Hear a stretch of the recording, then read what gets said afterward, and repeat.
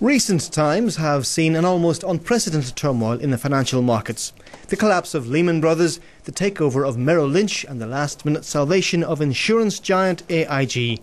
Wall Street has never had such a turbulent period. But were such events inevitable? Jean-Claude Trichet, President of the European Central Bank, dealt with this and other issues in an interview with our business reporter Stefan Grobe. Central bankers are supposed to have that sixth or seventh sense. When did you first realize that something really big was going on here? Our judgment was since last year, the 9th of August last year. We saw events on our own market that were totally unprecedented and that were signaling that something big was coming. And that's the reason why we acted immediately. We surprised the observers when we decided within a very short span of time, I'm speaking of hours, I'm speaking of 1 hour and a half, and the executive board of the ECB decided to supply liquidity to be sure that our money market would continue to function in line with our policy rates.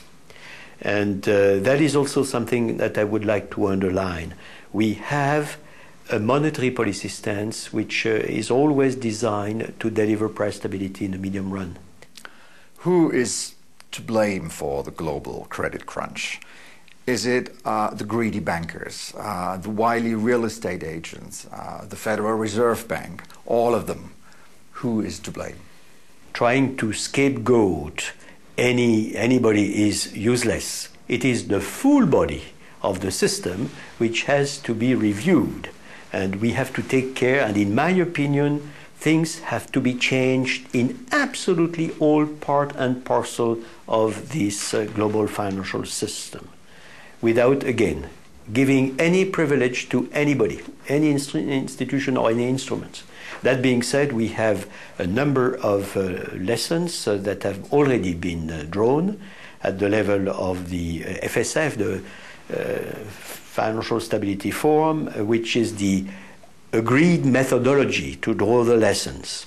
And if I have to sum that up, I would say we have to improve greatly transparency of institutions, transparency of instruments, and financial instruments, particularly those obscure financial instruments that were toxic, and transparency of markets. If you look around, and I'm not talking about high-profile investors, but ordinary folks, they are worried that banks are have too many defaulting mortgages, and that these banks might collapse. How safe are these banks? We have, I would say, spoken in acting, particularly in acting in a coordinated fashion, as I said, to provide dollar liquidity at a global level in close cooperation with the Federal Reserve. And you could see yourself what has been till now the action of the executive branches and authorities of the executive branches. So I would say that this is telling on the alertness of all authorities. And I would say myself that it is essential for confidence and confidence building that we continue to be alert as we are. So if the banks are safe, how safe are the savings? Again, the authorities are there to help when they can, and they prove that they could. It's very visible and very, very obvious, I would say, everywhere. That being said, of course, it also is the task of the private sector to behave as properly as possible, and as I said, to improve. But these are the improvements that we have to pave the way for the future. We must, again, improve global finance in a very, very determined fashion. That's clear. Property owners who have a variable mortgage rate are very pessimistic about the future. What do you tell these people? I would say to all consumers, to all households, and particularly, of course, the 320 million fellow citizens that we have in Europe, you can count on us. We will deliver price stability over the medium term. This, of course, will be expected by the markets, and then it permits to have a financial environment which is as favorable as possible for sustainable growth and sustainable job creation. It seems that commercial banks are increasingly reluctant to grant loans. Now, will the financial crisis make the economy worse? Will people's jobs get more precarious?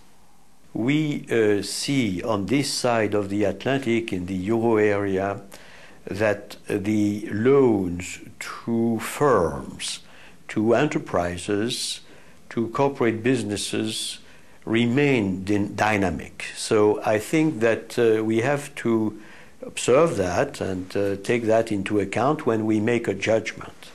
We clearly have dynamism in this part of our finance, of the euro area finance. Only to give you one figure, the outstanding loans to non-financial corporate businesses are, according to our last figure, augmenting at a pace of a little bit more than 13% a year.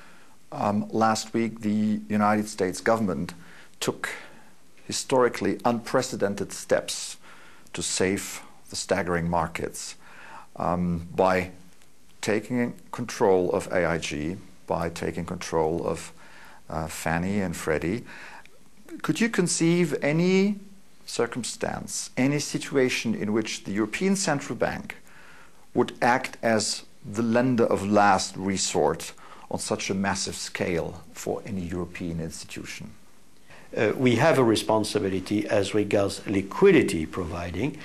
We have no responsibility as regards the solvency issue that might emerge here and there. So this is clear.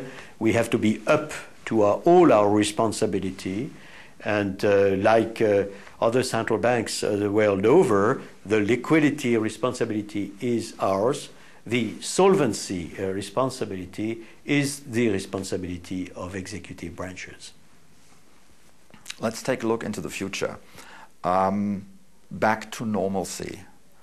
Is that possible? How would that normalcy look like?